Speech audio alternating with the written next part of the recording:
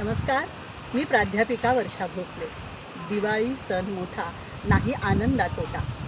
आपल्याला आपल्या देशवासियांना भरभरून आनंद द्यायचा असेल तर त्यांना आर्थिकदृष्ट्या समृद्ध करायला पाहिजे आणि घराघरात स्वदेशीचा वापर केला पाहिजे। या देशाचे पंतप्रधान सन्माननीय नरेंद्रभाई मोदी यांनी आत्मनिर्भर भारताचं स्वप्न पाहिलंय आणि त्यासाठी घरोघरी स्वदेशीचा नारा दिलेला आहे।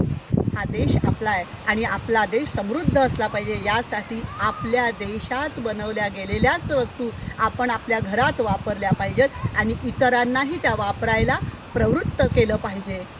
घरोघरी स्वदेशी। लोकमान्य बाळ गंगाधर टिळक यांनी परदेशी कपड्यांची होळी केली होती आणि खादी कपड्यांचा पुरस्कार केला होता। चला, या दिवाळीत आपणही आपल्या देशात बनवलेल्या वस्तूच वापरूया, खादीचे कपडे वापरण्याचा प्रयत्न करूया। आपला देश समृद्ध आणि आत्मनिर्भर बनवण्यासाठी या देशाचे पंतप्रधान सन्माननीय नरेंद्रभाई मोदी यांचे हात बळकट करूया। हा देश आपला आहे आणि आपला भारत देश आत्मनिर्भर होणं म्हणजे या देशातला प्रत्येक नागरिक आत्मनिर्भर होणं आहे।